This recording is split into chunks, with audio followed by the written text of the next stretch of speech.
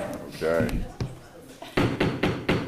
I will call to order Northborough's K-8 School Committee at 6:32 p.m. on Monday, September 29th.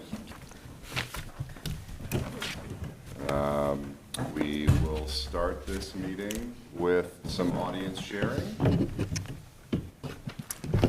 All right, that was quick.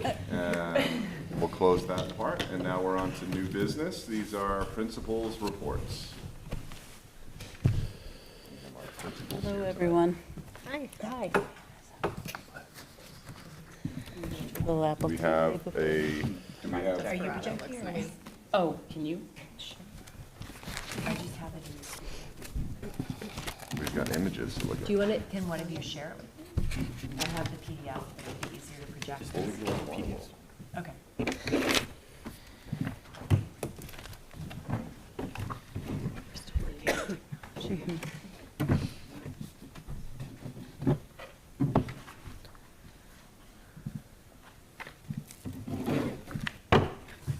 Is it the Vizio or ATV? Let's see who followed the school rules committee. this month. 3 photos. Mary, how many do you have? 3. I have 6. Mary, we're looking at you. Let's do that. 6, 7. No. Joan, feel happy. Come on, Mary. 6, 7. It's the new thing in schools. What is it? No, We don't even know. Keith, you just change it to HDMI. What is it? But what? Just say 6, 7. 6, 7. There It was means a- everything there was and such a nothing at the cute same time.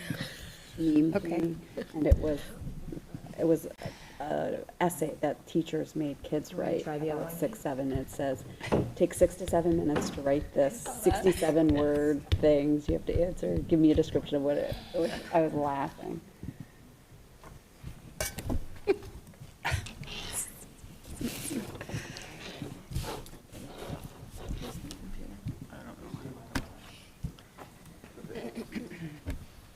Anytime like 6, 7, ATV school. Yeah. he slows down when he knows it's going to come up. And so then the kids get all crazy like. Technology is hard sometimes. Mm. It's hard to believe we made it through a pandemic with technology. I know. You can do it.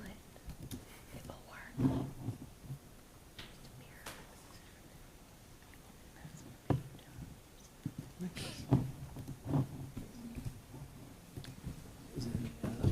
This is actually going to reduce your amount of time. I got it. 3 minutes in, yeah. I'm sweating. We can just share it with you. We can reflect later this evening. Choose 3 words to describe your goal. Yeah, why don't we, while we're getting the visuals up, we'll move to the school improvement plan update, have that? section You need 2. that queued up also. We can just pass it, right?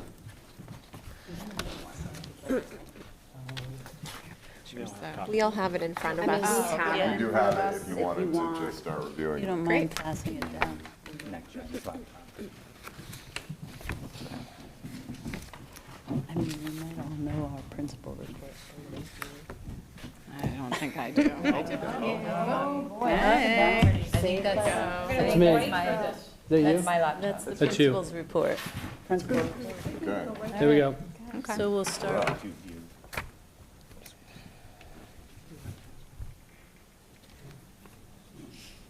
Can we start with the principal's report? Yes. Sure. Now we're back. Flexible grant. You have it going. Very flexible. I think the first page is like it's straight, so we will start.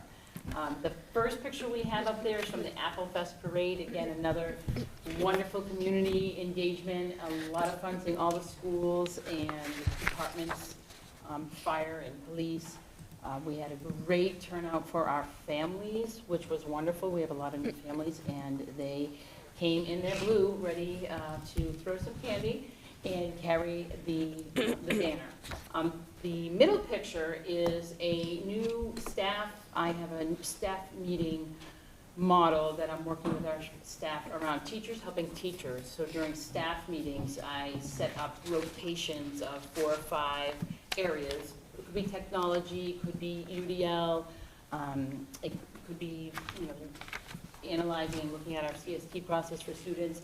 And I give them 30 minutes, and then I ask if we have any teacher volunteers. So this is an actual teacher teaching about 6 or 7 other staff about Parent Square and getting their newsletters out via Parent Square. So that's wonderful. And so we know what's really important about the educators learning and leading together.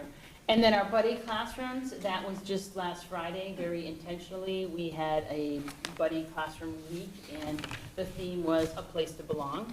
And this is our kindergarten and third graders doing an activity together out on our lawn. Those aren't mine. That's interesting. So I I just had want to point those, out, that's more than 3 pictures. no, but those are from last time, but I'm going to see how my mental acuity is. So the first one that I wanted to spotlight, it was a picture of the Anxious Generation book.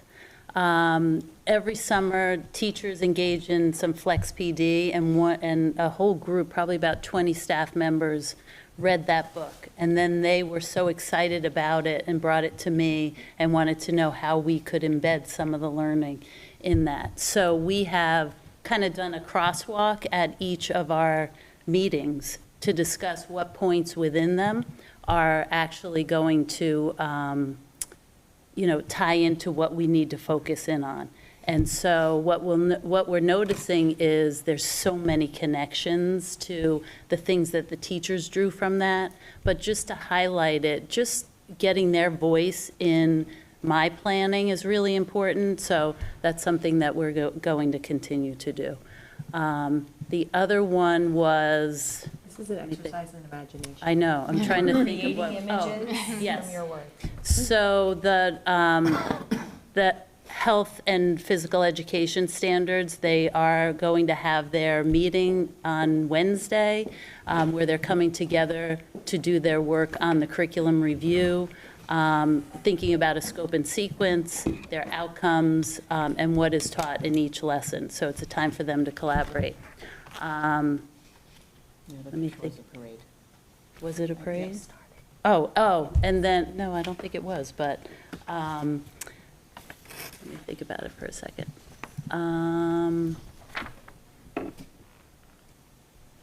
I remember. So this time of year, it's really important for our teachers to come together and start to think about students and how they're progressing. So we've spent the first 3 or 4 weeks getting to know the kids socially, and now we're diving into how what it's looking like academically. So teachers are coming together and doing some planning about what they're seeing academically. So we're fully in the work. Okay. At Proctor School, these are current pictures. We have Mrs. Burns' kindergarten music class. I got nervous. we have Mrs. Burns' music class. This is one of our kindergartners. They were practicing their high and low pitch with their voices. So it's a really nice opportunity. It's nice to see kids not only in their actual homeroom classroom, but throughout the building as well. And the way Ms. Burns works with our kindergartners is just fantastic. The picture on the top right is Mrs. Strout. She's a special education teacher at Proctor School, and Mrs. O'Connor, she's a 3rd grade teacher, and they are piloting a co-teaching class this year, and that's for ELA. So during our Wit and Wisdom time for ELA core, Mrs. Strout and Mrs. O'Connor are doing that co-teaching together. And the last piece is the picture on the bottom is Mrs. Mulvena's 4th graders. They were participating in a gallery walk for Wit and Wisdom. One of the first module is about what it means to have a great heart, both literally and figuratively. And this is our students participating in that learning. Did that classroom get painted? I don't Looks blue. think so. It is blue. It's pretty. All right, so the first picture on the left there is from our very first violin lesson that started this year with our third graders. So we're excited that the strings program is up and running with Miss Kent. And I have 22 third graders, and I think we all have similar numbers at our school, so about 80 kids across Northborough that are participating in third grade. The middle picture, we had our first walk and bike to school day a week and a half ago. So there's a couple kids that rode their bikes to school that day, and I was lucky to have 7 fifth graders that are on our fifth grade leadership team that kind of helped with organizing what happened when the kids got to school with they get a little token when they get there and sign their name. So it was great to have some volunteers, some leadership kids helping with that. And in the picture on the right is our Eureka Math. We're well into using that program, and one of the things that they do is they build fluency routines. And so this was a game that some second graders were playing where the kids had cards with numbers on them, and a third student would give clues about the two numbers, like the relationship between the two numbers. So like this one could be like, if you subtract your numbers from each other, your answer would be 0, and the kids would have to guess what their individual numbers were as they walked around the room. So just some, it's neat seeing Eureka Math implemented in our classrooms. And I'm going to present the Melican, a little throwback here. The top quadrant, upper left quadrant, that is a photo of a grade 6 science lab. And students are working together and collecting and analyzing specific data in that picture. They're learning how to make predictions and take accurate measurements throughout the entire science process. The upper right quadrant, we have a picture of the ragtime band, which participated in the parade last weekend, and that's a time-honored tradition. The bottom left, lower left quadrant, this is a photo of our certificate that they received, Melican received as a unified champion school in the 2024-2025 academic year from the Special Olympics. The letter was received on behalf of Special Olympics. Massachusetts congratulates on reaching unified champion school status for the 24-25 school year.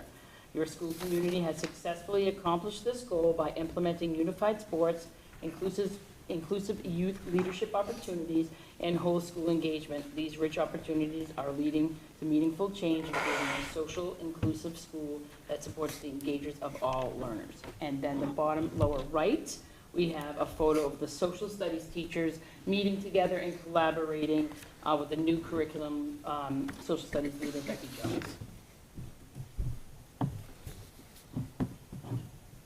All right. There are my And- pictures. There we go. Let's test my mental acuity. So preparing for the camp. Looks good, Mary. Nailed it. I got 2 out of 3. The Did you last get a one book was study Ed group? Camp. I'm getting to know. Well, it's on the other report. That's what it is. Thank you all. Any questions? Go ahead, Laura. It was great to see a picture of the strings program in action. The music study group met, it was either 2020 or 2021, so a few years back, and one of the main findings from that study was the interest from families and school committee and staff to get that program sort of up and running again after a hiatus. So hopefully it will just continue to grow, and we'll sort of figure out the needs of our learners. So that was really great to see. It was great to be at the parade. Everyone seemed so excited. I heard the ragtime band. They sounded incredible. I actually didn't know they were middle school students until right now. I was like, oh, because I saw the marching band, and then I saw the band that was sort of on the back of that truck. I was like, oh, that's middle school? They sounded so talented. So excellent job. Thank you for the visuals. Really enjoyed the presentation. Joan? I just had 3 comments. First of all, Mary, that the book Anxious Generation, that's been around for at least a year. And I know that in yesterday's New York Times, it's still listed as like number 1 or number 2 on the list. It is a wonderful book. You told us about that, didn't you? And the Northborough Library, that was the other piece, was we're trying to do more parent partnerships Yeah. to bring them into the work that we're doing. So the Northborough Library, they're doing a book chat. I want to say it's like the 28th of October. Yeah, it's coming up. And I'm Correct. encouraging my staff to be part of it. It's a one-night kind of culmination At of the a book library? chat. Yeah. Northborough Library? Yeah. That's wonderful. I mean, as a former educator, I still found it wonderful. I mean, you know, just understanding the students today for my grandchildren and Yes. everything like that. So hats off to you on that. That's wonderful. Thank you. And I guess it's one of those books that's going to be around for a while. And John, I think it's wonderful, exactly what Lauren said, because, you know, that when you talked about the music program, the strings program, I mean, that was one of our budget priorities for several years. And to see the number that you have, 22 in your building alone, and then 80, that's absolutely wonderful. Thank also the community for supporting that, and the superintendent administration for always, you know, putting that forward in the budget and starting small and working up, so thank you. John, I had a question on that. How long are the lessons that the kids are in, and what are they being pulled out of, and so they're not missing the core curriculum? So we're doing a similar structure to what they do with band. So they have a 30-minute lesson in small groups. They have about 7 kids in the small group. And that time is, like at Z, it's on Wednesday mornings. So there's 3 30-minute times to rotate through the kids. Those 3 blocks rotate each week, so they're missing something different each kid is not missing the same thing each week. So, but it's core content, but we do rotate through what they do miss. Well, that's good. And then the last one I had on that walk and bike to school day. I know I live on Whitney Street. We don't have any sidewalks. And I know when that was instituted for Peasley several years ago, we had a parent that went with the kid. So how did that work with streets that didn't have sidewalks, and were the police aware of what was going on? The police are always aware. I stand out and do the crosswalk right in front of the school, but then we have there's the kids that live on the streets where maybe isn't as great for biking and walking. A lot of them drive to a central. There's a parking lot that a lot of them go to, and then they do it. It's a shorter walk to school, but they still are able to. Will you do that again in the spring, do you think? So we do it once a month at Z. So I know October 8th is the national one. So all the schools in Northborough will be doing it that day. Ah, Yeah. oh, wow. We take Okay. a break in January, February sometimes. We check the weather, I but have no idea why. when there's snow piles, we don't. Yeah, yeah. You have sleds instead, right? Thank you very much. All right, guys, thank you very much. Appreciate that. We do have next on our agenda the school improvement plan, but as that may take a while, if it's okay with the committee, we're thinking we'd get our food services update so that we can give our new food service director a leg up on his long drive home. That be all right with the committee? Sure. Yeah? Okay. Thank you all very much. Thank you. So next we have Keith, you Yes. want to give us an introduction? I would love to. I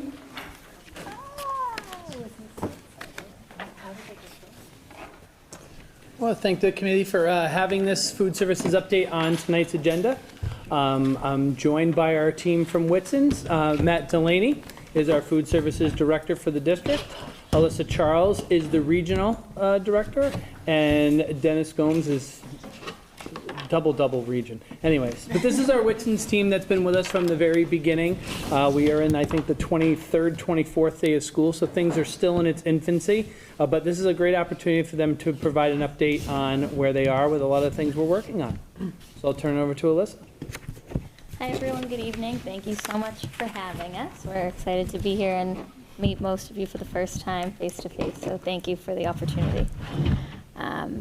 So our next slide, as Keith introduced us, we have Matt Delaney. I'm Matt Delaney, General Manager. I'm on site every day in the schools, each and every one of the Northborough schools today. So it was a really great day.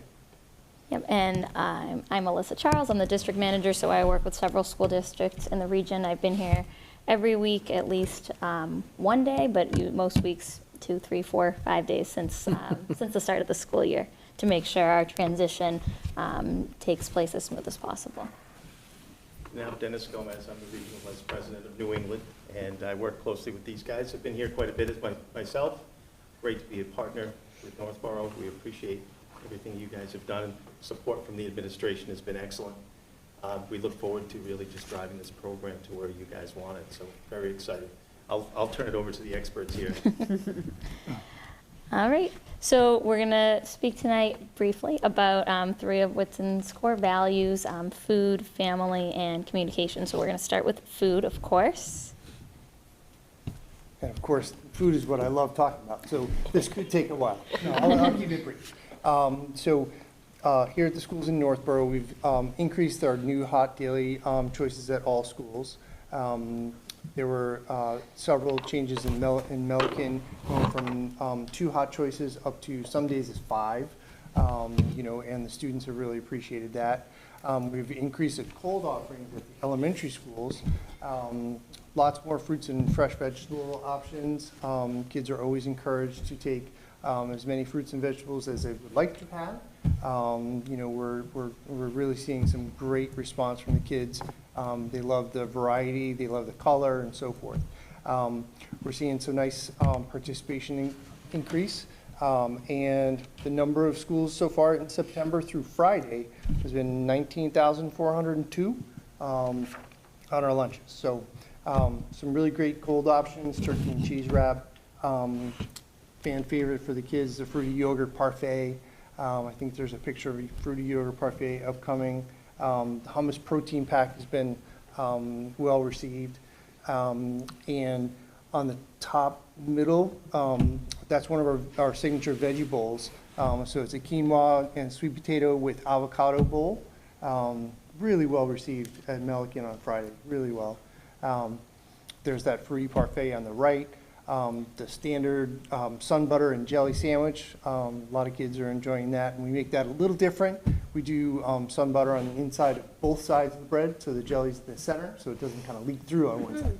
So, but some good pictures there. And classic fan favorite French toast sticks, French toast sticks which and is sausage. a whole grain product, so it's like more benefits from whole grains, like added fiber, vitamins, but also, of course, low sodium and low sugar for schools with egg in there for protein. So still a complete meal and something that always smells delicious, as I'm sure you can all testify to. You always know when it's French toast day, right? So you want to go next? Sure.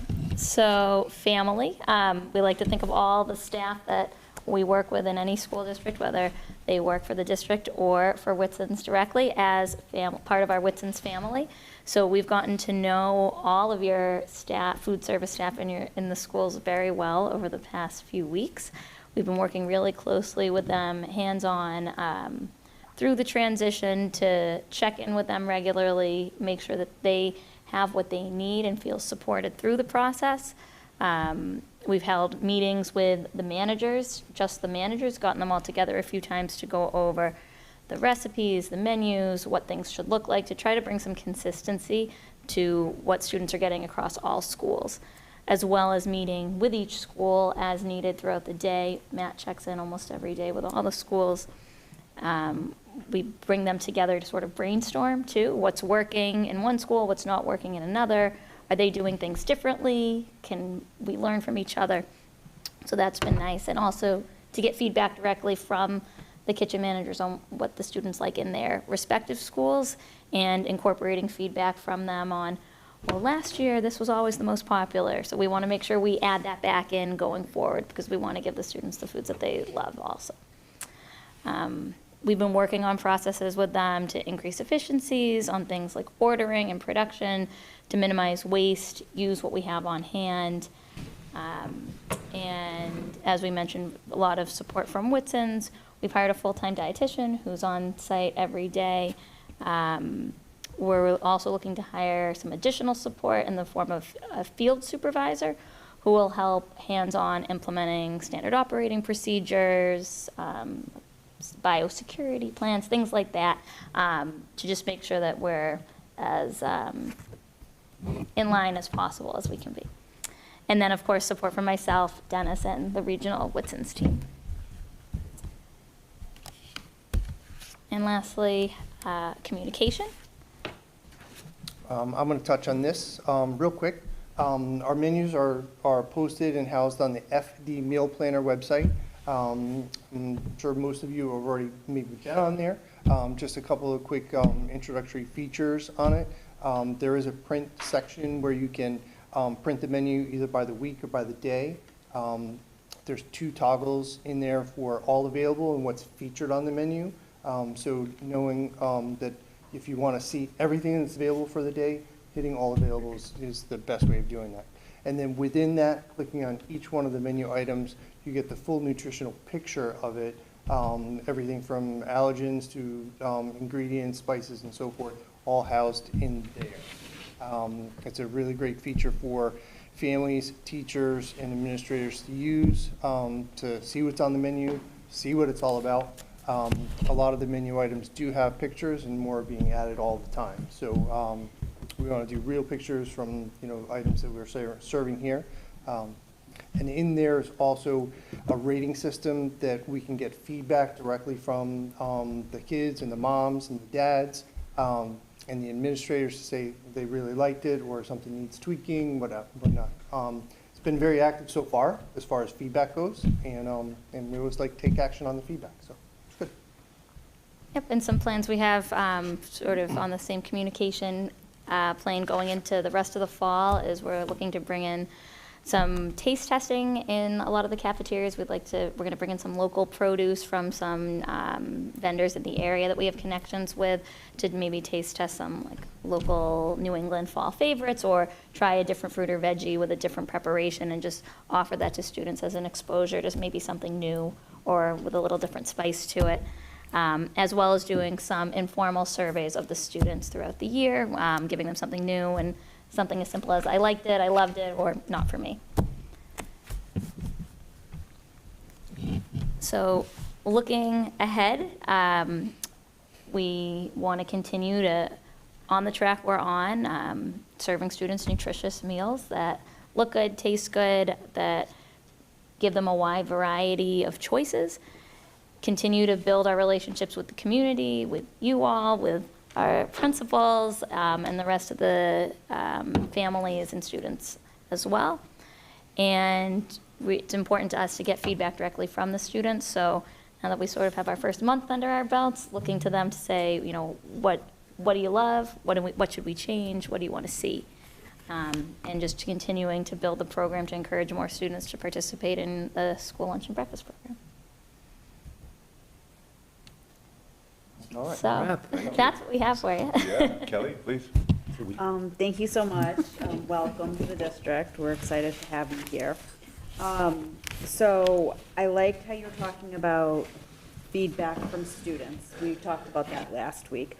How are you planning on getting it from the students? Are you having something in the cafeterias for them to do? Are you having a class have them log in to do it? Like, how exactly are you getting the feedback from the kids?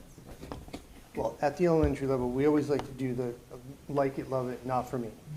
So if we're doing little taste tests or like even saying, hey, give us your feedback on today's lunch, and everybody gets a sticker to put onto the board and, they go up, I liked it, I loved it, and you kind of scale that and see, hey, what is that yielding us as far as information goes?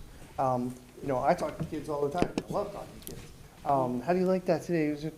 And so many kids are, they're just thrilled with what they're having, and they just can't wait to sit down and eat. Is usually what I get, because everybody's pressed for time and they want to get started with their lunch. So I like getting that kind of one-to-one feedback. And I'm always when I'm in the cafeteria, I'm talking to the staff that's monitoring the kids and trying to listen to what they're saying, as with all the noise, and take action on that. So.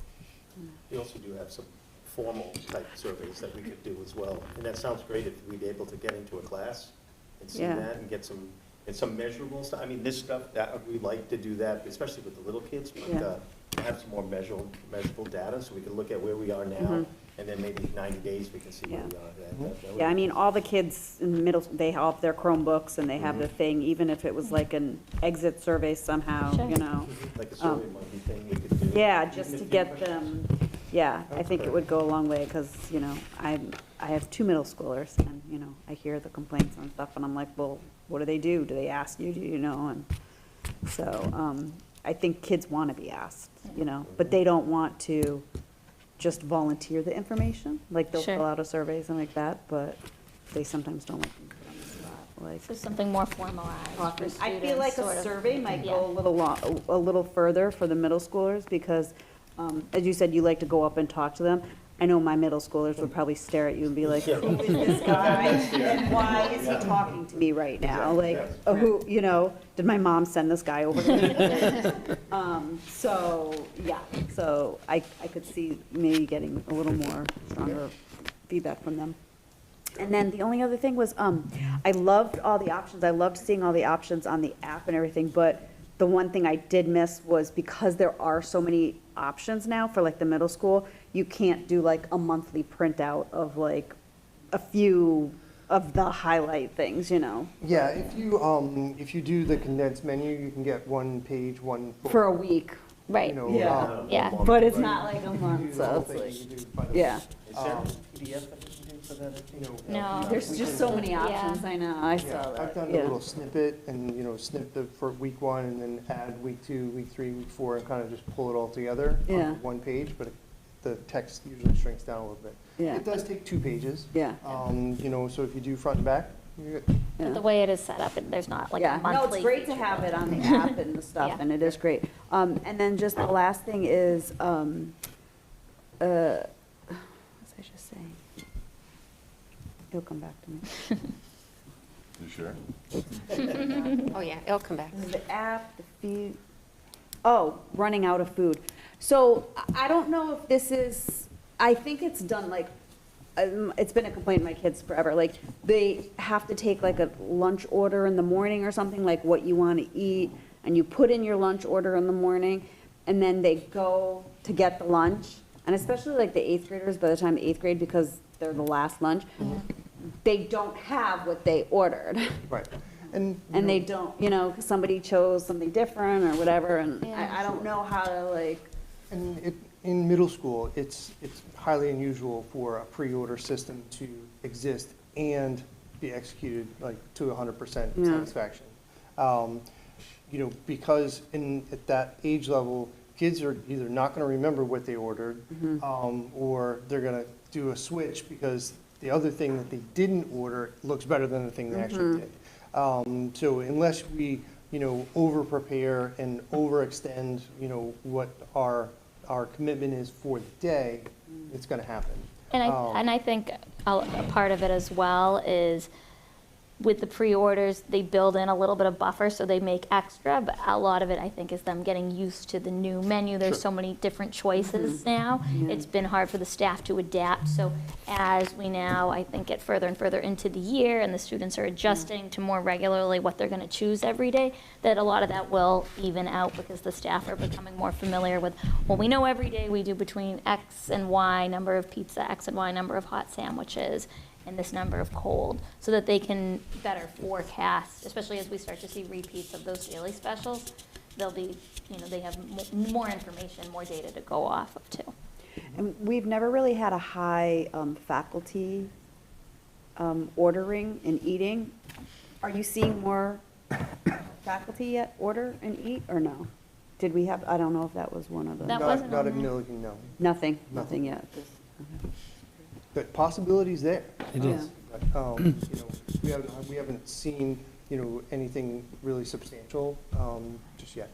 But I could say, just coming through, is that the request has been there, and then setting up a system to do it. So like, because we're in the first 25 days, it's like, we gotta want to make sure we got this. We're rolling over to the new October menu, which is a big time of transition to understand, but I can see this, I can see more adult menu options becoming available and then shared with staff on how to execute that order within, you know, before the holidays, I would imagine.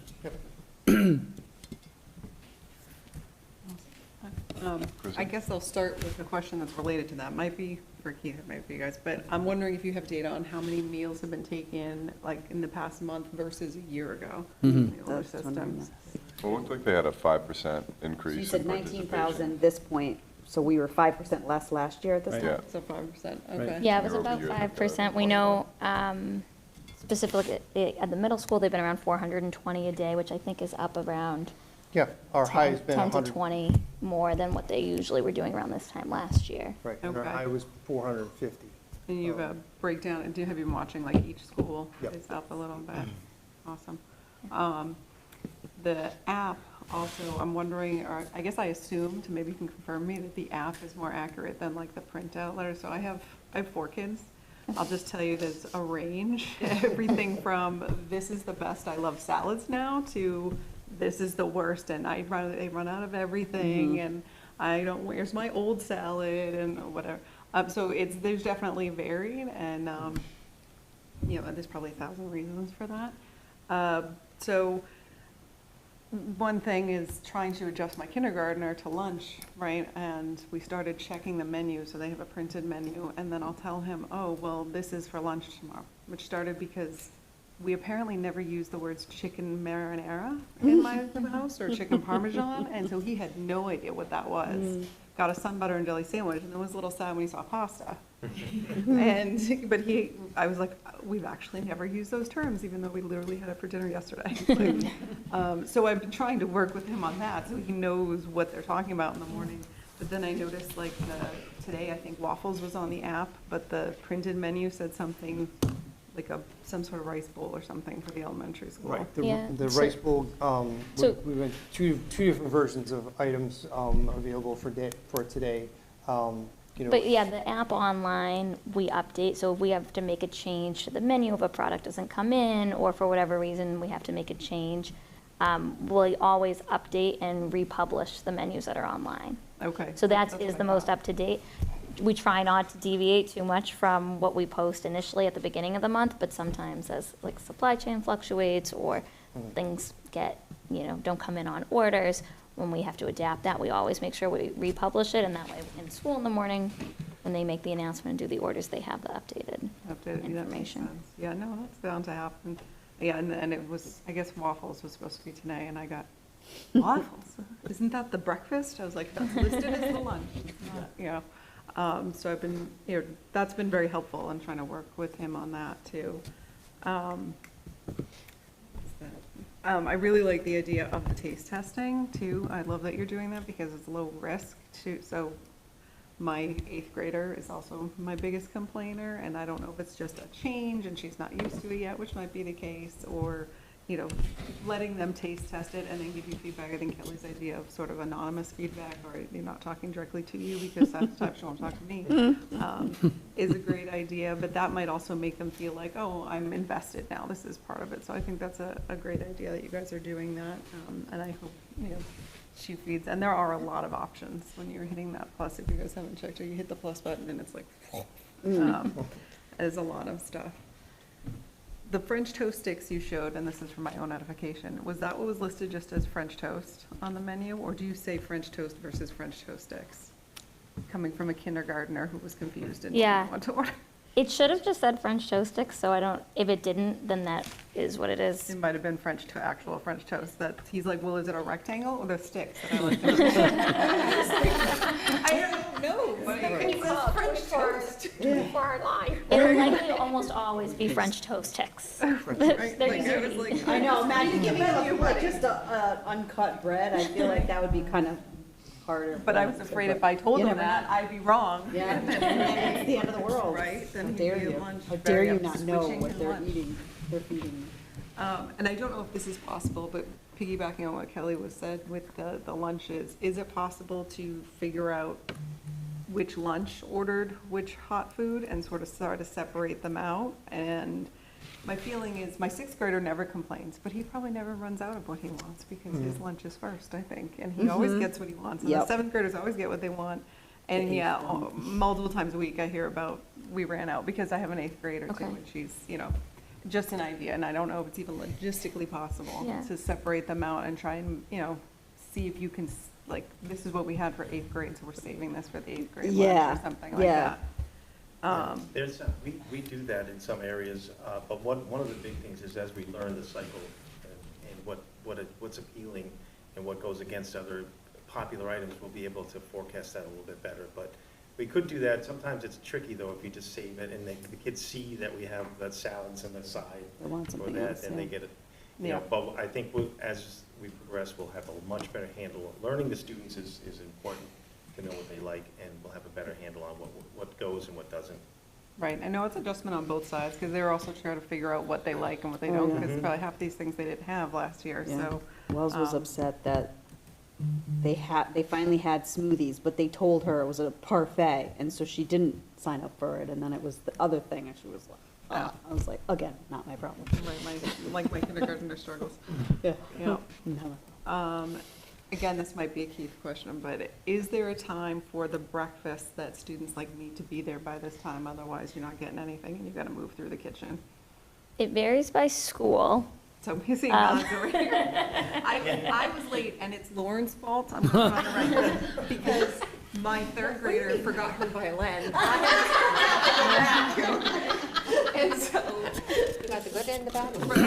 Yeah, so the breakfast and lunch times, we leave to the school Try to be principals. flexible of the Yeah. rolling time if some of those forgotten violins will happen because of the year. And a lot of times the classroom teachers will say, if the child says, you know, they'll let them come down and grab something. But at Lincoln Street specifically, it's usually by 9. Oh, yeah, he was here by night. It was like well, it looked closed, so I don't know if there was just something going on, but they went to the door and then left. It was 8:50, little past, something like that. So I just, Yeah. myself, I was trying to make sure, okay, I need to do this, because my kids like to come and have the breakfast. It's the cool thing to do. I will say in the short amount of time that we've gotten to know the staff in each school, I don't think that there's anyone that would turn away a student if they showed up and asked for breakfast, so. Right, I mean, they have, and the staff does have other duties to take care of right at the close of breakfast, but it's not like they're leaving the building, they're here getting things ready for lunch. We don't want So anyone to be they can hungry. Right, but there's logistical concerns too. I totally get that. I said, we were aiming for 8:35. It didn't happen. They were close back and forth. But anyway, but so I wanted, to just have that in mind for myself. But, yeah, thank you for your investment too. Like, it's obviously you're all very invested in making this work and making this the best for the students, which we really appreciate. That's right. Thank you. Thank you. Joan? Thank you for your presentation. It's very educational. And I had a question about one of the colored photographs that you had. You had the blue trays. So my question is, being environmentally sound, is everything on that plate disposable? Is the tray disposable, or do those get through a wash cycle? Sure. So all of the schools have a dishwasher unit. All of them are functional. This is a tray from Melican, and it gets washed and reused thousands of times. The other plastic cups and the salad container are disposable and recyclable, but there isn't a separate vessel to put recyclable materials into within the cafeteria. There isn't at any of the schools Not for that I've- recyclables? Not that I've seen. Okay. What about utensils? Are they disposable or are they metal? They are disposable. They are disposable. Okay. Currently, we have a stock of compostable cutlery and a stock of plastic. Greg, would it be possible to get containers, receptacles for things that are recyclable? Yeah, so we can work with Keith and Yeah, I think principals part and of the thing schools. is too, though, is like, if something's recycled, doesn't it have to somewhat be like rinsed or something before? There's a couple of pieces with it. We can work closely with our vendor on how to collect that properly. If it's a cellophane cover over, if those are cornbread or whatever those are, you could put something like that in it. Yeah, I just. It can be tough. It can be really tricky. I just foresee like a kid's throwing in the things and then that, Well, it goes more the about- peaches with the container Well, because the it's plastic utensils, and then even if you it's just like- said utensils, okay? Something like that. I mean, just to educate the students even through the. We're certainly open to any sort of like recycling, composting programs, and would work in partnership with the district to implement any of that. We'd be happy to be on board with that. That'd be great. Question for Keith. Keith, we used to have at the middle school like a grab and go. Last year, Kelly was talking about her daughter who would come in the morning for chorus or something. Oh, and yeah, then- that was, yeah. And missed the morning breakfast. Yeah. So there was a It was grab and early, go. yeah. Is there still going to be a grab and go? They stopped that. They did. They It did? was too complicated for them. Yeah, Too complicated? correct. Yep. Okay. It only lasted like a couple months. It was Kristen and my daughter, and then they're like, this is too much for us, and then they stopped. Okay. Well, at least it's a try. Yeah. At least you tried. But that's, yeah, I kind of forgot about that, and I'm glad you brought it up, because my daughter's now gonna be going in early in the morning. Back so again to court, If yeah. there's a way we can Could you try? stick muffins. Oh, I guess I could talk The to problem you. is that, so, they might not know, so, there's a before-school chorus, it's chorus, right? Or Yeah, it's select the chorus. I think there's a couple select activities chorus that or happen something? before And it's school. before school, so it happens, like, the kids have to be there, I think, before 7 or at 7. So it's before the cafeteria opens for meal service or whatever. Yep. But it goes until the first bell, So they miss breakfast. so they miss the breakfast, Yeah. you know? I'll check with Brian, because I've been in Milliken early in the morning, 6:45, 7 o'clock. Yeah. And breakfast is ready to go. I mean, Okay. It's literally right there, ready to go at that time. Yeah. So I'll check with But do they have to eat it in there? No. That's what I think was Oh. part of the thing too, is that, Technically, yes, they are supposed to eat it in the cafeteria. that was part of the, State rule, yeah. Yeah, but because we they could, have to go. we could kind of think on it and see if we Yeah. can come up with any, like, options that work within the confines of the program, because they shouldn't have to miss breakfast. Something that would be that they could, you know, like you do a burrito or something, I mean, something like that, something they could take with them. Yeah. You know, where they come in after a course or whatever they're And I doing think in the if morning. they were taking it with them to, like, chorus to a class and they were all gonna be together, that might meet the requirement, because it's still considered like a congregate site. So- Unless they came after course, I assume they It were coming depends, after. it also depends if they want the food in the classroom. So Oh, it's- yeah. It's. Yeah, there are other factors. It's not, So, yeah. yeah, we don't like to make decisions like that, like in a vacuum. Correct. Yeah. Well, that's But why we can Director certainly Torrance came. He's in brainstorm, charge. think on Yeah. it. Yeah, exactly. Yeah, I'm not sure 100% if it was the cafeteria who wanted to stop the bag lunch, or if it was the teacher who wanted to stop. I don't know the details. I just know that it was like the start of like January, it was like, it's not being offered anymore. It was like, Yeah. And then the last question, as a former educator, when it's going to start getting colder, do you offer coffee for the teachers in the morning? no. They have a No. Keurig in the PTO lounge, I think. They do. Yeah. So That would- I that didn't would be know. Outside the purview. That's outside of the, Yeah. That falls under the PTO. okay, all right. We'll do that when the PTO comes in. Okay, way to draw them into buy breakfast. All right, thank you very much. Right, it would draw them in probably. You're doing such a good job, that's why I thought, we'll look at the teachers. Keep on asking. You just have, you can say no. First 30 days, seems like it's a success. Thank you very much. Keep up the good work. I do think we'll come back to this later in the year, because I know you guys are working on just getting integrated, but then if we're going to do this for some longer terms, I think we're going to all have some thoughts on what we'd like to see from our food service program in the district. So, thank you very much. Absolutely, Thank thank Thank you. you. Thank you for the time. Thanks, team. Thank you. Thank you so much. Thank you all for your patience. We'll now go back to item number 2, which is the elementary school improvement plan. Have to go drive. Am I turning it over to principals? Yes. Get started.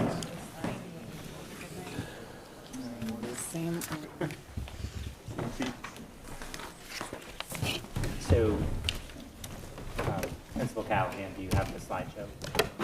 I have it on mine. I shared it with you guys, but I can share it again. If you share it with me, I'll get it. I think it's in the agenda. Is it linked in the agenda? Yeah.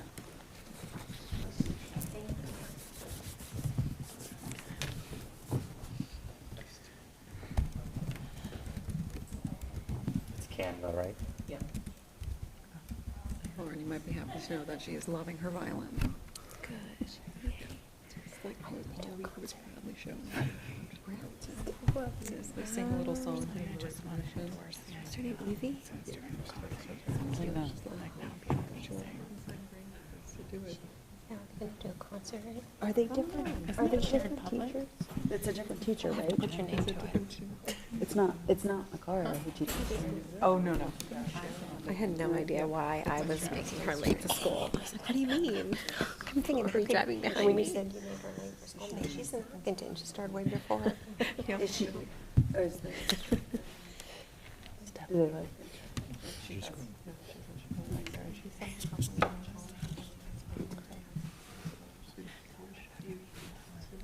So does she mind getting out?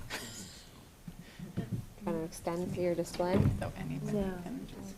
Find the right thing before my screen. Now you're down to 5 minutes. This is strategic. Did it pop it No, here? it's John. I Nothing sent looks it easy again. It's not about you inside. today. Everyone else is color coordinated here. It's the fall, y'all. The fall, Yeah. the fall thing. What do you want? Yeah, John, you really don't match. I shared it again to you directly. Okay. No one's I think we shared it with They have a Cheryl. text about me. It's in the agenda. It's in the linked agenda. It Yeah. is in the It's a agenda. PDF in the agenda, which doesn't Oh. project very well, so that's why I wanted to.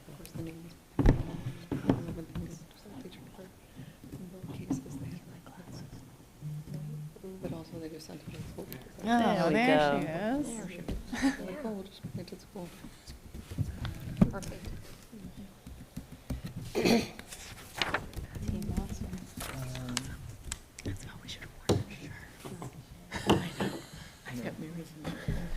Got my running. Yeah, matching shirts. Here we go. All right, we're doing the thing. Here we go. Okay, we're gonna speed through this, just kidding. But I do want to fully endorse the idea of coffee from Whitson, so. Someone was sending back from. Wait till the PTOs get here. Yeah, that's They're right. next. I'll get that for you. All right, so we are really excited to share the school improvement plan 24-27, but focus really on the 2025-2026 action steps. So one of the things that we are really lucky is we are in a school every day. We see these steps in action. We see what the action plan looks like when we go into classrooms, when we're in the hallway. So what we really want to do is paint a picture of what that looks like for everybody who doesn't have that opportunity.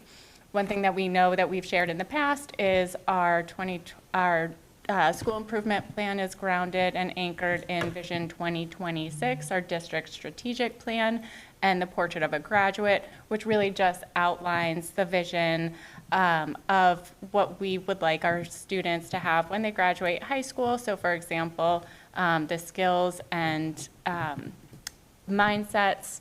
So for example, collaborators, we have critical and creative thinkers, and that's really what our work is grounded in. So when we look into our classrooms, some of the things that we'd like to see are students working with each other in the elementary level and students being able to share different perspectives and at the end of conversations, potentially have a different perspective than when they went into the conversation. So this is how our work is grounded, and we will continue to paint a picture of what that looks like for this coming year. For our school improvement plan and our district strategic plan, we have those 5 strategic objectives. For the purposes of our school improvement plan, we are going to focus on 5 goals, 2 of which are empowering learners. And then we have a goal in, or sorry, it's actually 4 goals. 4 goals. 2 of which are empowering learners, 1 in equity of opportunity, and 1 in healthy and balanced learners.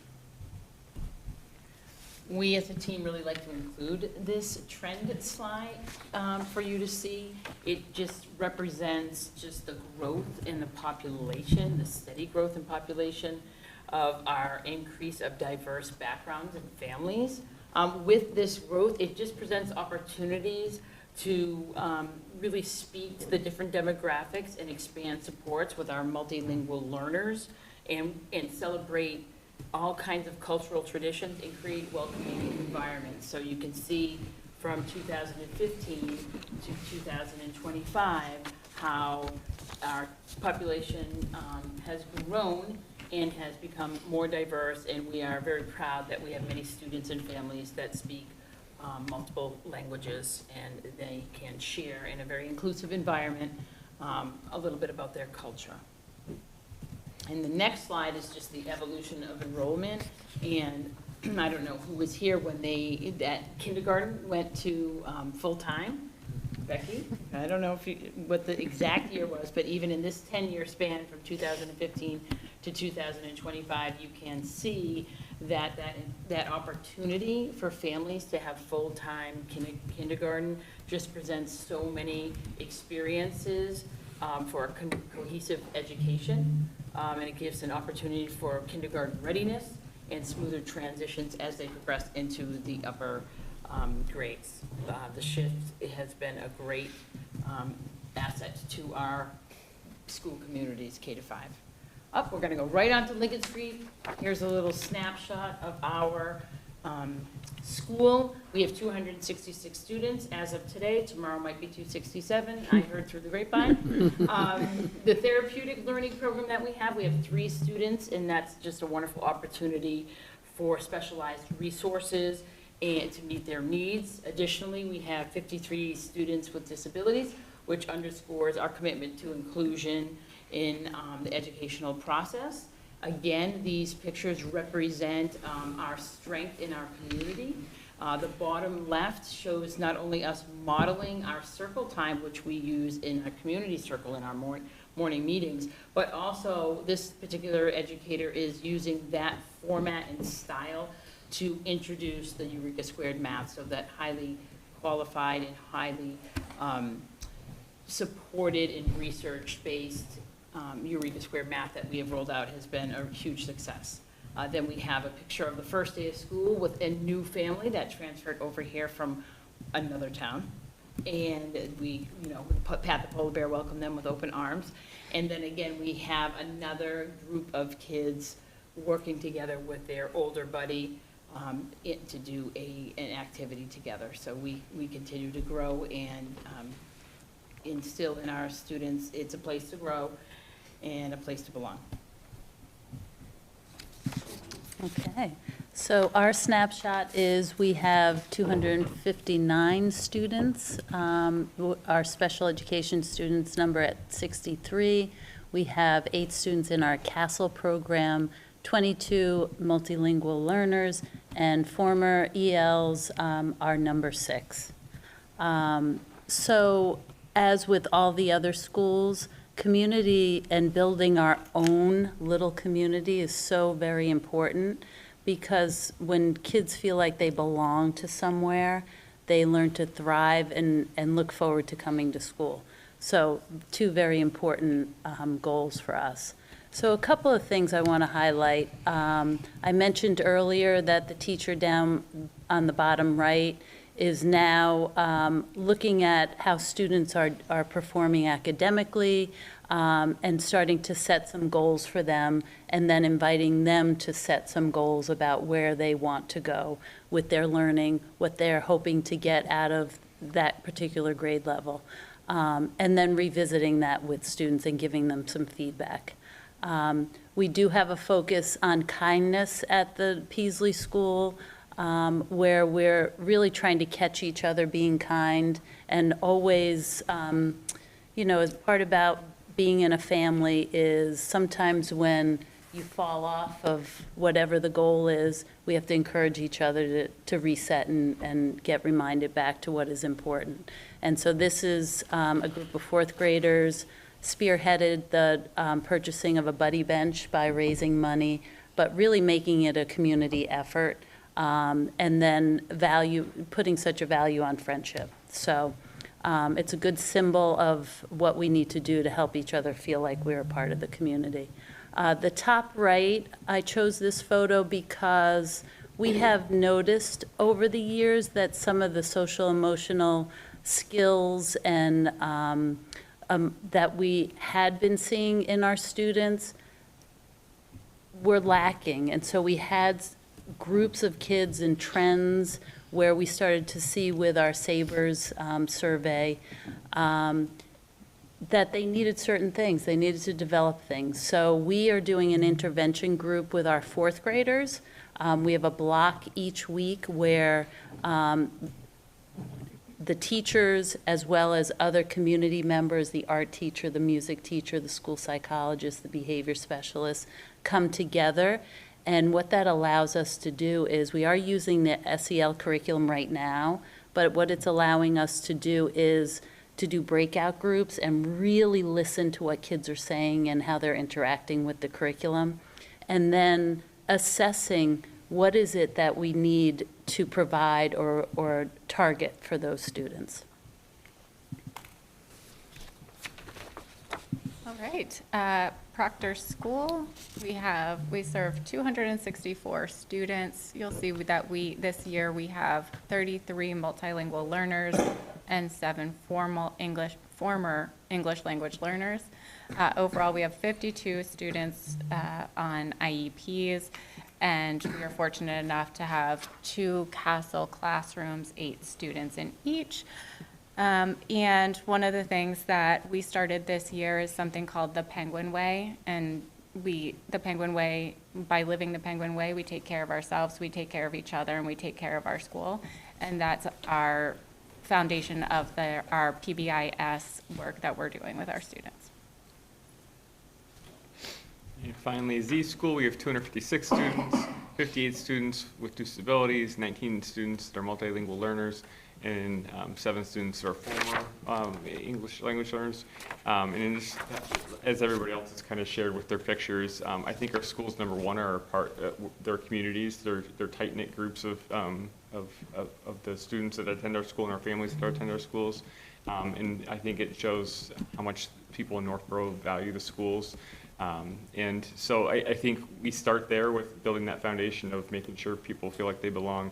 And then as we talk more tonight, you're going to see some of the more academic type things we do also to work with our students, because we know that in the end we want to help our students, that portrait of the graduate, to be able to be successful later in life as they enter the workforce or whatever they end up doing. So, all right. So like Stacy mentioned, we have 4 goals this year that are tied into the empowering learners, equity of opportunity, and healthy and balanced learners.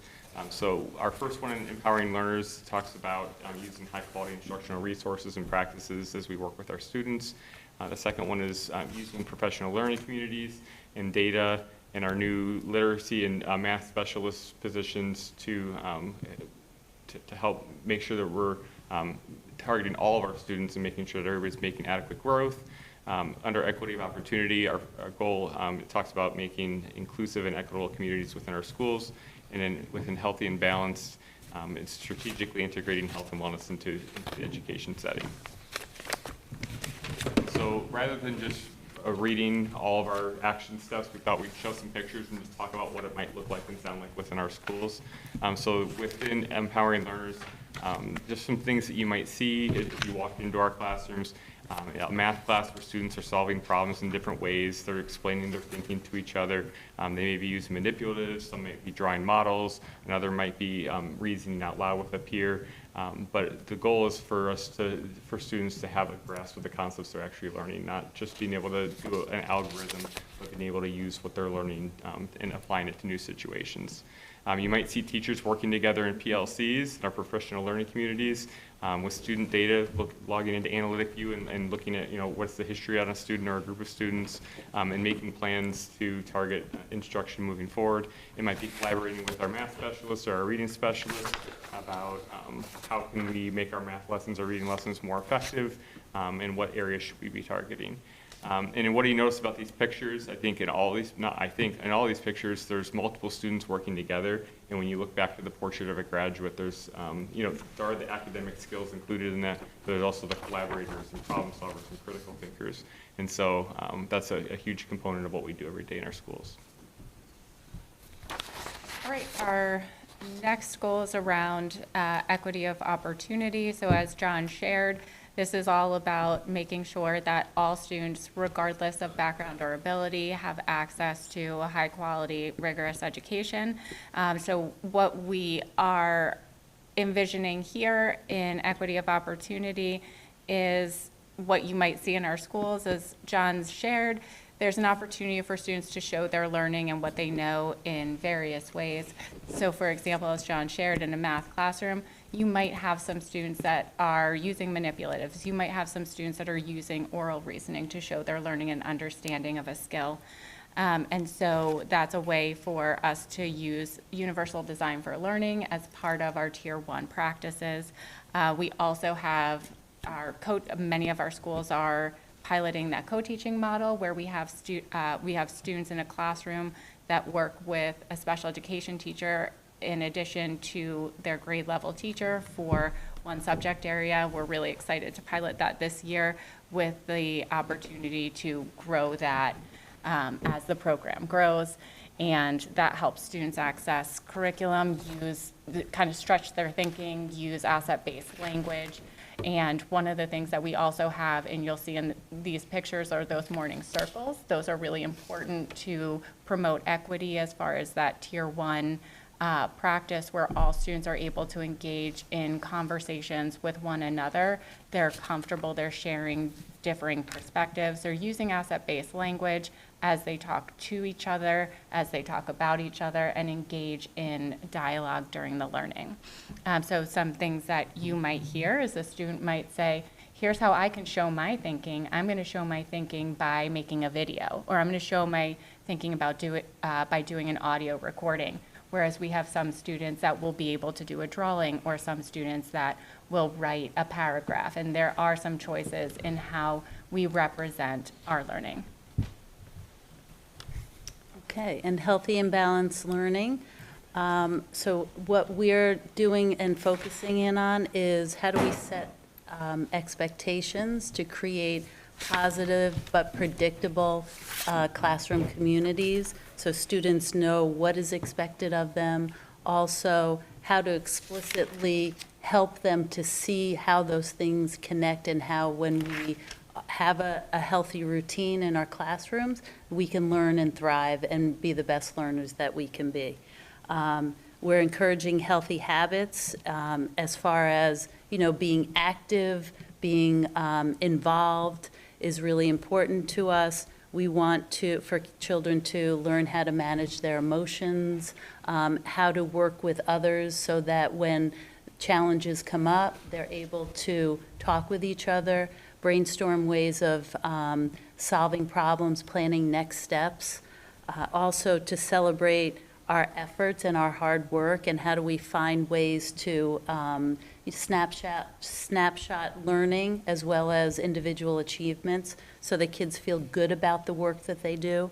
How to independently do these things too. How do they leave the classroom on, say, on the playground and be able to use some of the skills that we developed in those morning meeting circles and using the SEL curriculum so that they know how to do that on their own independently. We've also prioritized the building of strong communities.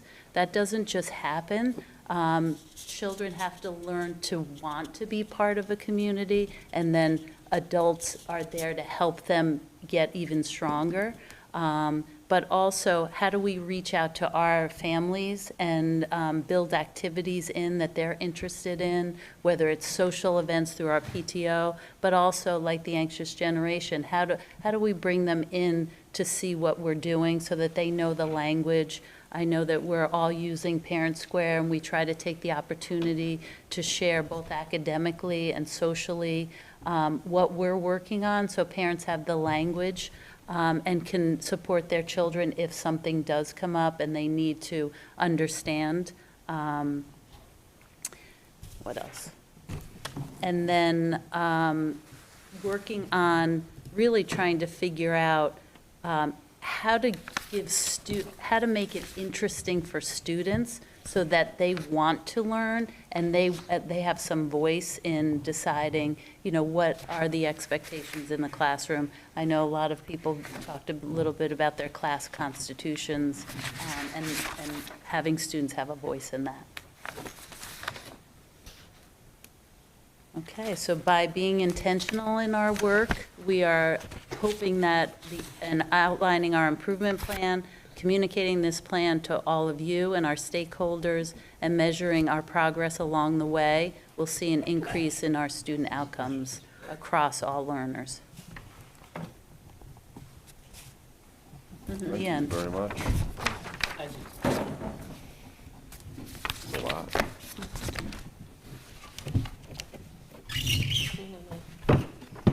Joan? I said I wasn't going to speak tonight, so we could get out early. I just can't stop. I'd just like to say that from coming in to the meeting, you were modeling what you want your students to do. When I came into the meeting, you were all sitting there together, in a circle with the superintendent, sharing things, you know, and with humor and that. And that's the thing that I see in all of these, that what you're trying to do is that community of together. I think all of your schools have at least one picture of all the kids in a circle and doing that. And I think that that also shows is, in the past, every school would do their own school improvement plan. But you have worked together to do it, that you have one document, but you're all supporting it. And the thing that came the most important was that you still have your community. You have your Peasley school. Always be a Peasley parent, okay? That's the beginning school, the education of my kids.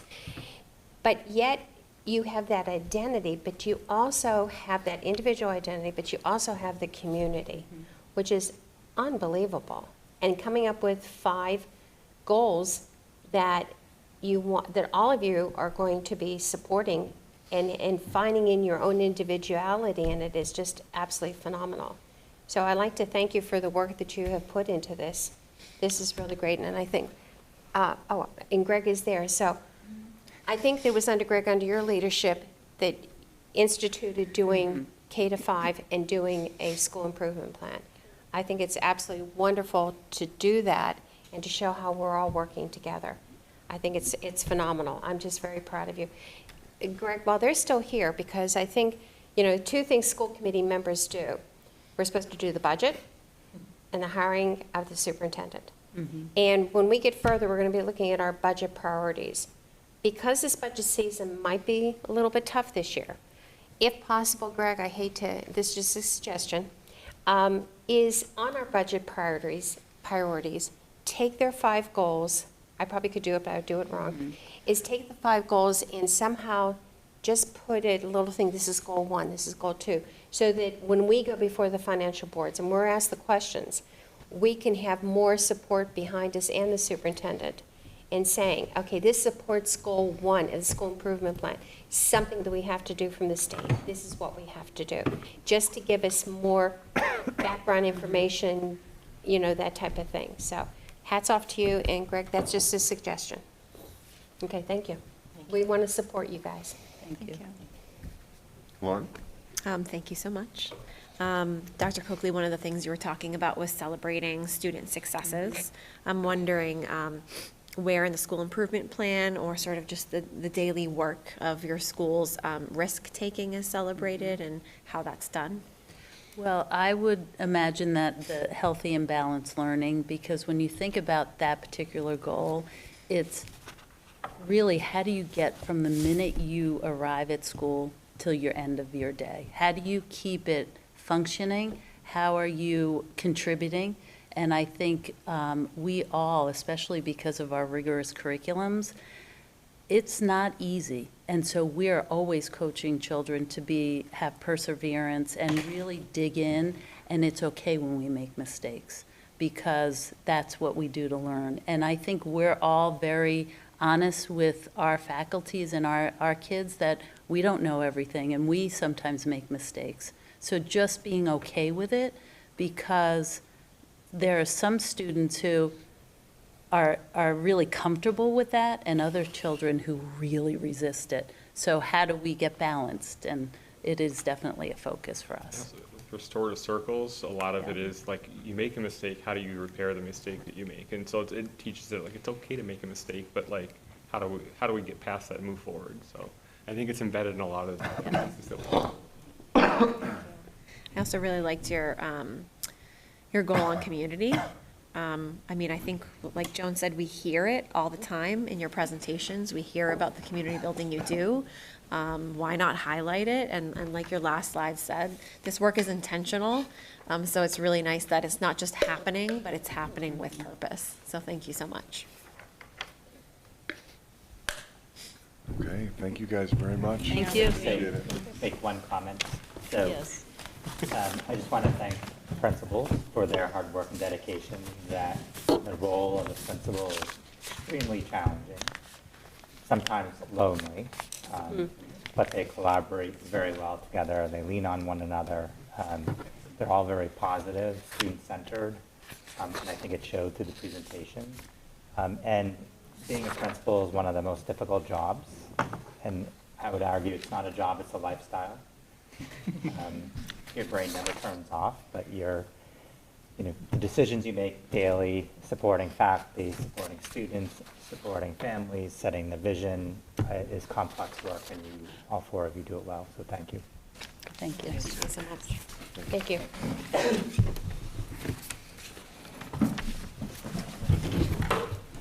Okay, moving into legislative updates, we have quite a few. Yeah, so I'll summarize. There's a lot of information in the legislative update. So Becky did attend a Department of Elementary and Secondary Education webinar, and it was really focused on federal funding status and what to anticipate or expect in terms of some of the federal budgets. So I did summarize the presentation that Becky provided me, and it just talks about some of the things we should pay attention to throughout the FY27 budget process. But thank you, Becky, for attending. It was riveting. But again, we're trying to pay attention and make sure we have the most updated information and attend as many informational sessions as possible so we're not surprised. Also, in your packet is a report of the resolutions. So I went through and summarized the resolutions that are being moved forward. So there actually is only one new resolution, and then the remaining resolutions are supporting resolutions that are about to sunset. So I did put my recommendations for the committee, and it's always interesting to attend the delegate assembly, and I think at our school committee workshop, we did have a reminder that it's these resolutions change from what you're reading this evening to amendments that are made on the floor of the delegation committee meeting. So it's an interesting process, and I think the last person who attended the delegation was Kristen. Kristen, right? Kristen was the vote, but I went and I Observed, yeah, I I was observed. the delegate for the last 2 years, but yeah. Last year was much smoother than the year Yeah. before. I think they were determined to make it so. Yeah, you didn't get through the first year, did you? Nope. Yeah. We got through like 3 of them. Yeah. Wow. Yeah. Like our town hall. Many hours. Okay. And did we vote our delegate last time? No, not No. official. Anybody have any questions on any of these updates? No? Okay. And we are moving on to, report, sorry, you just gave us the report Yep, of the I resolution, moved so ahead. we're gonna appoint our voting delegate to annual business meeting. I will take a nomination. I'll nominate Kelly. My second? Kelly is nominated by Kristen and second by Lauren. This is a vote. All those in favor? All those against? It's unanimous. Kelly, secretary and the voting delegate in 1 year. Secretary of Union, yeah. Not of this one, this is Joan. This is mine, Joan. thanks. But, yeah, I'm excited. So I guess my only thought would be to let me know, and as Tracy made a good point, like, things do change with amendments and stuff, but if there is anything that you guys feel like as a committee that's really strong that you want me to support. Are you asking as if we deviate from what Superintendent Martineau has suggested we support here? Yeah, or do you? I mean, these aren't agree? all of the, Like, you know what I mean, like, the resolutions that will be presented, but well, I'm saying, like, if we all are in agreement of, yeah, communicate with you at some Yeah. point if we feel differently. yeah, Okay, if there's something, you know. okay. And I can also make amendments, things like that, too, you know, if there is, you know, language or whatever that you feel like, you know, ooh, I would support this if only it was this. Like, those are things that can be done too, Okay. so. And one thing, I don't know, I have this weird goal. I really want the Northborough School Committee to come up with a resolution and submit one for next year. Oh, that's I mean, funny. I saw, Arlington Public Schools and a couple others, and I'm like, we have really good ideas that we talk about, state-level ideas. And I want us to be on the agenda next year. So that's my goal for next year. Yeah. So to that point, we probably should be thinking about it this year. Yeah. Yeah. Yeah. Start the process and thinking now. And if we don't have any grand vision, then we'll have to wait, right? But if we have a grand vision, we might as well cement it and say Northborough came up with that idea. Good idea. Okay.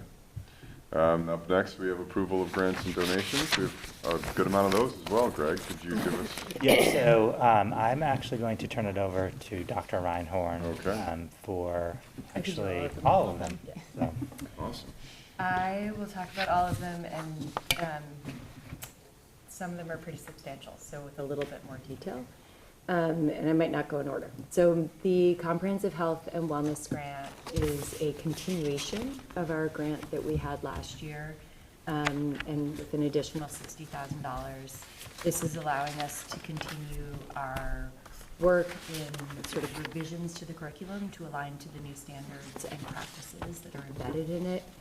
One thing you should just realize about this is that some of this is set aside money that for people who got the grant, it helps pay for not only the PD that we're doing in district, but it helps to pay for PD that's being offered across the state. And it's like, so $35,000 of this is for the evaluation of the program, and 10 of it is the evaluation of the program, and 25,000 of it is PD for us and PD for the whole state. So just so you understand, that's true of anyone who got this grant. It's not all 60 just flows to us, if that makes sense. I think that's important to understand. I'm going to skip over PRISM, and we will talk about that in more detail. The proficiency-based outcomes in world languages grant is in collaboration with the region and Southborough, although the 10,800 is Northborough's portion of it.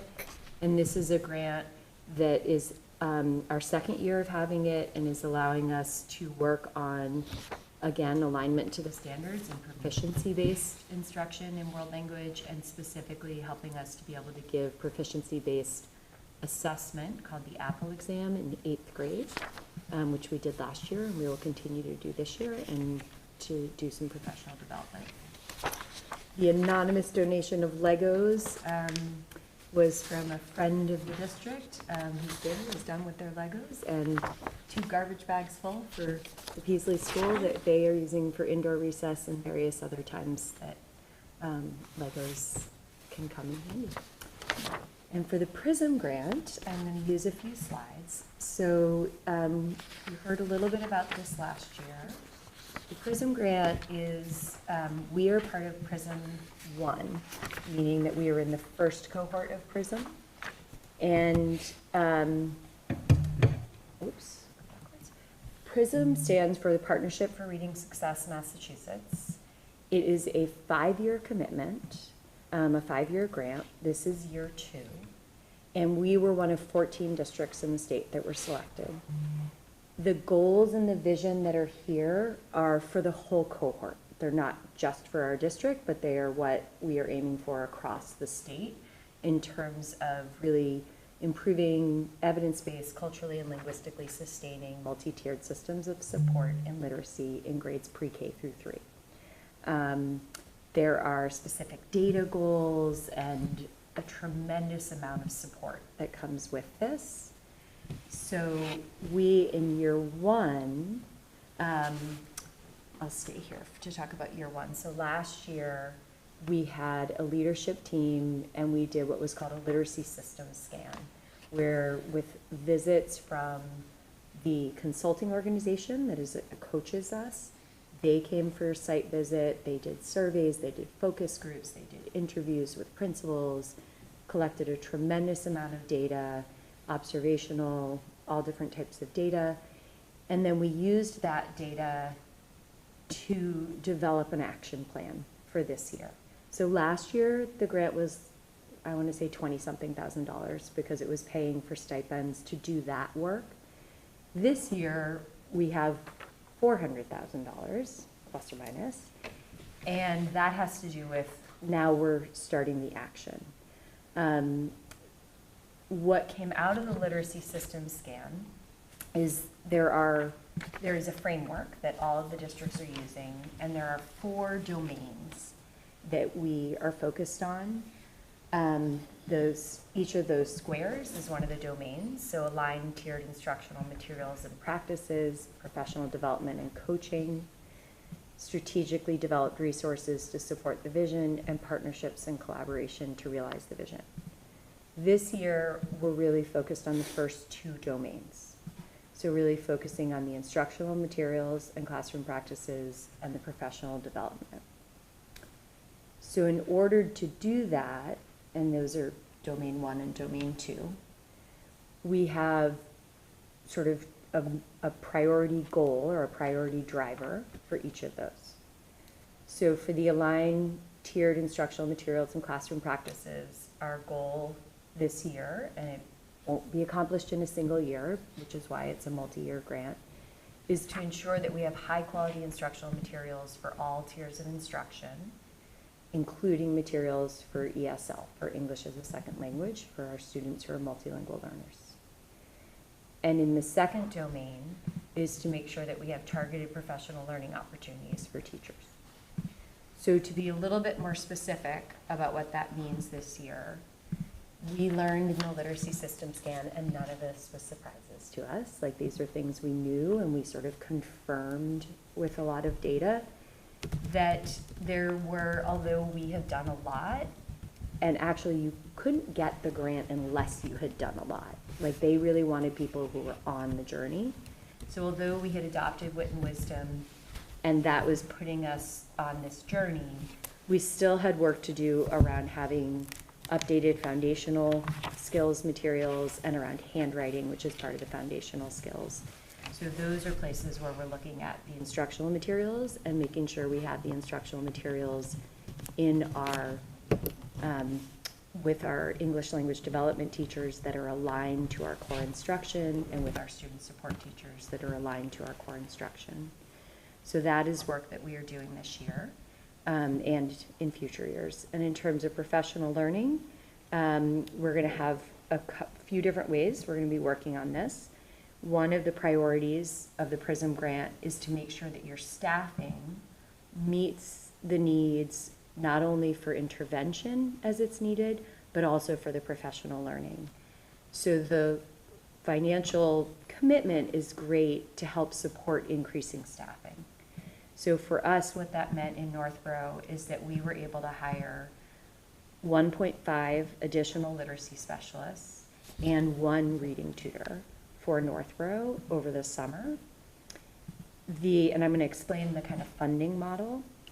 This additional staffing is allowing us to to take our whole reading team and say, how do we meet the needs of those students who need still that pull-out reading intervention, but then how do we also support the inclusionary practices in the classroom where we're providing tier 2, meaning that maybe not everyone needs it, but just-in-time support for those who need a little bit more in the classroom. So going into the classroom and coaching teachers, modeling those practices within the classroom so that we're building capacity across our classrooms.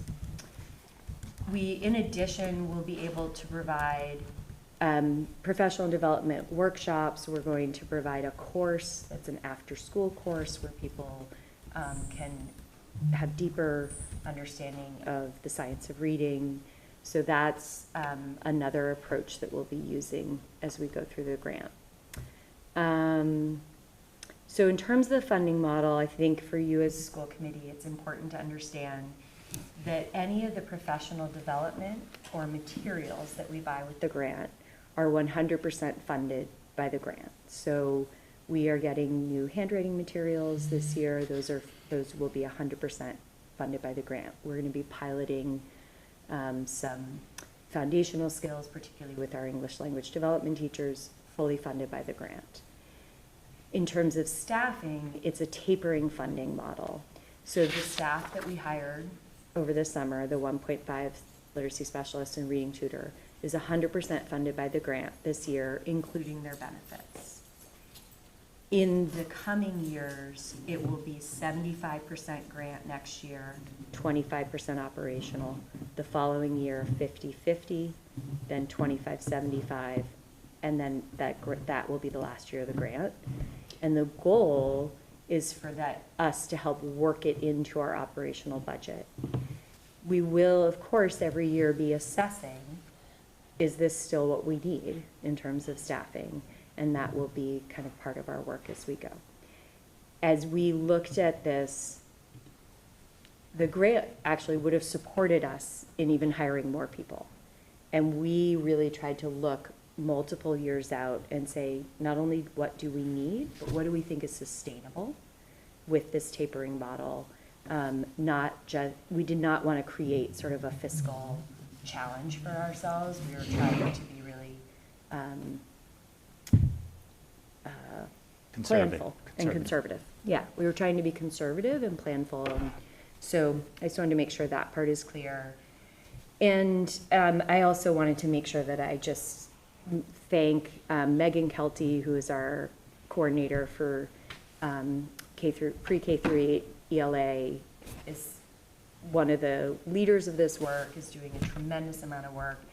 And then Jennifer Henry, who's our preschool leader. This does include the preschool, so she's been very involved. Deb Lemieux, Selvia Oyola, and I are kind of the leadership team involved in this. And then we have a whole leadership team of teachers who represent every school, all different roles from SLPs to ELD, speech and language pathologists, English language development teachers, and just a lot of work going into it. And I can't thank all these people enough. Like they're meeting a lot, doing a lot of work, and I think it's very, very exciting, and really kind of an unusual opportunity for us. That's the question. Kelly? Okay, so the letter says 669,818. Because we're approving 401,891. Because you're approving Northborough's portion of the grant, and the other portion is Southborough. And the other portion is, okay. Yeah. It's a Northborough, Southborough collaboration. Okay. And it's pre-K through 3. So it's, yeah. The handwriting, do you think the handwriting is impacted because of COVID? I'm just curious, because like my kids, like one of my kids never even got handwriting in school. So the handwriting, I think the handwriting is a part of the foundational skills, and mass literacy does highlight it as a skill that needs to be developed, and our occupational therapists have been advocating for us to get, we've had handwriting and we do have handwriting, but we haven't had systematic and aligned approach to it across the schools and across the grades, and they have been advocating for that, and this is going to give us the opportunity to sort of get all those things in a row and just build from where we are. I think there's a lot of factors between the amount of digital work that kids are doing, COVID. I think there's probably lots of things can contribute, but we're excited about being able to invest in it. Is that it? Joan? I had two questions. So the first one, additional staffing, that's 1.5. Is that Northborough's? What I told you is Northborough's 1.5 Okay. literacy specialist and 1.0 reading tutor. So is that going to be in just one or two buildings, or are you trying to spread that out over all the elementaries? That's No, hard. so what we have done is that means that we have 5.5 literacy specialists and 1.0 reading tutor in the Northborough Elementary. Those people who are hired on the PRISM grant are really intended to be pre-K through 3, but our schools are K through 5 schools, so they could be in any of the schools. What we did is we've looked at our data, and we've done all of our DIBELS testing and our initial data testing on grades 1 through 5. And then we looked at our staffing and allocated our staffing based on that and tried to minimize the amount of travel. So there are some people who are traveling, but I think we are actually at the point where there's one person traveling of those. Because the data tells us that the needs are not, it's not that we have to have the exact FTE at the same buildings. Right. We actually need different amounts of support at different buildings. So, so it was a data-driven process, and we're just settling into those schedules right now. Wow, that's a lot. I bet you're using good data. I had a question on this staffing and tapering. You said the first year was 100% the first year, plus benefits. What do you mean by benefits? Not all grants allow you to pay benefits. This grant did, so. So like your health insurance, insurance. Health vision, insurance, dental, yes. yeah. So would, if that staff member chose to take the health benefits of the town of Northborough, then part of that money that we're getting would go back to the town of Northborough? Correct. For their benefits? Yes. Okay, so then next year, we go down to 75%, so that gets tapered again. So there's some up that we just have to be prepared to be paying for. Just like the handwriting, because the first year handwriting, those materials are 100%, correct? Yes, and we actually, for the materials, are tracking that as well. If there is something that is like a consumable that'll have an ongoing cost, that's something that we are considering in the budgeting process. Whereas like some of the professional development, if we offer professional development, it's a one-time cost, and there's not, additional cost. I think we really need to highlight this grant when we go into the budget meetings with the town, because I think that's in both the towns, Northborough and Southborough, knowing that this grant is paying for part of the benefit, paying for 100% of the benefits. That's wonderful, you know what I mean? Because they always take that as a hit sometime. The other thing is you have the after-school course is going to be the science of reading. Are you partnering with any college such as Worcester State where the participants, if they do something over and above the course load, they could get credits for it? Are you thinking of that? Yes, the course is going to be offered by an organization called Hill for Literacy, which is an approved partner from DESE, and they are excellent. And teachers can elect to pay for graduate credit if they take the course and want to get graduate credit. Perfect, that's great. That's wonderful for our staff. Please give our thanks to Megan Kelty and also to you for doing this grant. This is wonderful, and I hope we can hear updates about this. And how many years is this grant? Did you say 3? 5 years. 5. This is our second year. Perfect. Thank you very much for your hard work. Appreciate it. Thank you. I just have a question about the titration schedule. So, is the idea to get to a benchmark, and then this isn't necessarily a needed ongoing part of the district, or is this like the firemen that we're gonna have to figure out how to integrate into an operating budget within 3 years? For the future? And part of what we talked about is, I think some of this is capacity building. Yeah, And not necessarily where we need to stay. okay. And I think having a 5-year timeline, that's what I said, we will be reassessing as we go. Okay. I do not assume that this is a new staffing level that we need forever. Okay. But I think there are a lot of factors around kind of staff turnover and things. Yeah, sometimes they wash out, but like, I just am curious, like, Yeah. if this is something that will stand out at some point as, oh, these are positions we weren't paying for and now are. Right. And then I guess the question I have to follow up on that is, by accepting the grant, are we locked into the titration process? Or is this like, you get to the 50-50, instead of going to 25-75, you feel good and you move on? Or is this, no, we are in this grant process through the end of the cost sharing?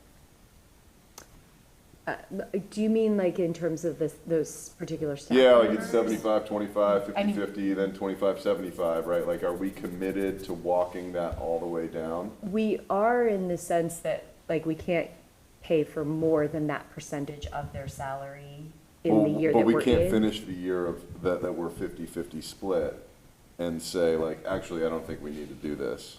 Well, part of what we talked about is, I think we can. Okay, Like, okay, okay. For multiple reasons. One, I think, like, in general, the way grants work is if you don't spend it, you don't spend it, Yeah, yeah, yeah, right? So yeah. like, if we said, like, actually, this person took a job somewhere else and we're not gonna backfill it. Yep. Because we're in a place where we don't think we need to do that. Yep.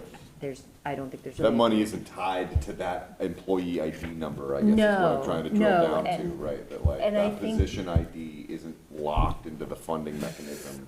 Correct. And I think that the coach who is assigned to us, who works with us as leaders and with Yep. our leadership team, you know, their interest is in constantly assessing, how are we doing? What do we need? Yeah. And if we were able to demonstrate, this is not what we need anymore, I think they would all be There very would be an supportive extra, of yeah, that. okay. That's literally it. Thank you very much. Yeah. It's an incredible, incredible grant. Okay, sorry, let me get back to this.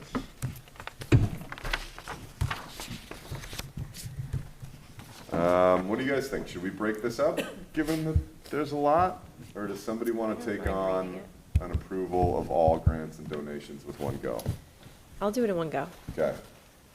All right, I move to approve the Comprehensive Health and Wellness Grant in the amount of $60,000 and to approve the FY '26 PRISM Continuation Grant in the amount of $401,891 and to approve the Proficiency Outcomes in World Languages Grant in the amount of $10,800 and to approve the anonymous donation of Lego to Peasley Elementary School with an approximate value of $500. Second? Moved by Lauren, second by Joan. All those in favor? All those against? It is unanimous. Acceptance of all of the grants and donations. Thank you, everybody, very much. That's a lot of Legos. I carried them, it was a lot. That's a lot. That's a lot of Legos. Right, but they They gotta were be the two like big two, black, like, they were two yeah, big black yeah, bags, and they were like ripping. Yeah. They were so cool. Yeah. Yeah, his family must be very Lego. Yeah. Because it wasn't even all of their Lego. Update on Assabet Valley transportation. Sure, so I'll turn it over to Becky, but before I do, just a reminder that Northborough is part of the Assabet Valley Collaborative, and as a result, we're one of, I think, 12 districts that's represented of the, or that makes up the collaborative. I sit on the board, as do the other superintendents of the collaborative members. And one of the services that ABC provides is transportation for special education. So Becky has a brief update. So there were a couple of items that involve the Assabet Valley transportation. So if you recall, last year, they had gone out to bid. They had a new bid for special education transportation that was awarded to Vanpool.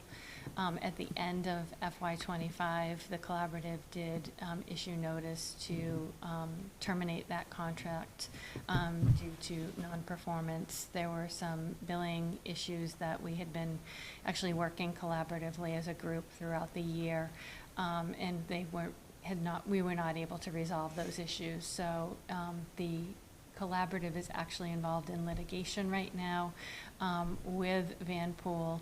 This past summer, we did have a mediation that did Still in not process. succeed, but we are now moving through that process, and we are hopeful that we will come to some sort of resolution. I will let you know that we had made plans in terms of any exposure that our district may have, and so I do not expect to see an impact on the FY '26 budget as a result of that litigation.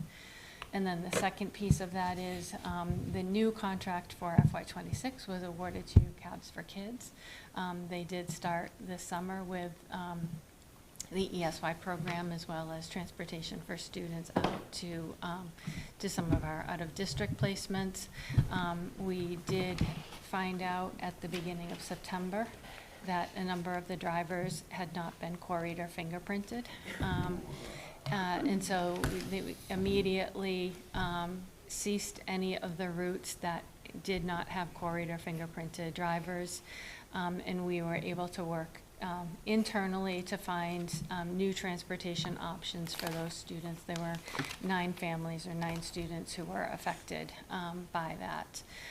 So they, right now, Assabet Valley is also working with Cabs for Kids, again, for failure on this contract. But all students now have been rerouted to different companies, and all drivers have been quarried and fingerprinted. Wow. Thank you for the context there. That sounds unenjoyable for everyone. Is it likely then that this Cab for Kids contract will kind of self-expire due to breach? I know that they're trying to work internally on the contract. I'm not sure what the next steps will be. They are working with the attorney, and they are having board meetings to discuss, but I don't know what the next steps will be. And how are you then creating solutions for our out-of-district placements? As I said, we reached out to a number of different companies, some companies that we had worked for in other venues, and so we have been able to find different companies to take those students.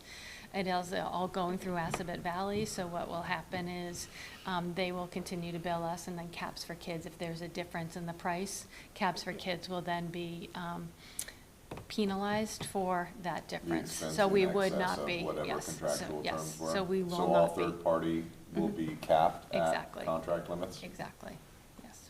At least expense to the district? Yes. Okay. Sorry, didn't mean to jump. So I'll just add that Cabs for Kids did provide our in-district special education transportation all throughout last year. So the new component was the out-of-district students who, again, are placed in schools outside of Northborough. So we did confirm all of the in-district drivers are quarried and sorted and have the appropriate paperwork. And we are working with, again, the board and ABC to make sure that they're holding Cabs for Kids accountable. I would love to say there's a good solution to this. There's not. If you remember at the beginning of last year, we had OBIS. There was a failure to perform. That's how we moved to Cabs for Kids. So it is a very, I think, turbulent market in terms of transportation. So we're hoping that Cabs for Kids can come to resolution around some of these performance issues and then pick up some of the routes. Okay. All right.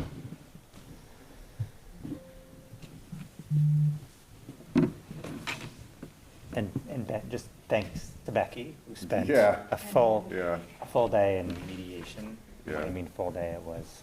Until 12. Helene and her team. And Helene, yeah. Scrambling to get these transportation. Finding out on a Friday and then finding transportation, or finding out on Thursday and having transportation lined up for Monday for families, so. Yeah, it's a big lift, thank you. Okay, on to old business, MSBA update? So just a brief update, we're moving through the designer selection. So we have representatives. We have Joan Frank, who's representing the school committee, Becky Pellegrino, who's representing the district, and Jason Little, who's representing the town. So this is a partnership with the MSBA board. So we have 3 of, I think, 10 seats or 12. I'm not sure. We have we have 3 voting members of many as we move through the designer selection. Ultimately, the MSBA will hold a meeting where we'll interview candidates, screen, and then shortlist candidates, and there'll be another meeting where they'll come in and present, and then the board and our 3 voting representatives will make a decision on the design. So that will take place in the next month. Very cool.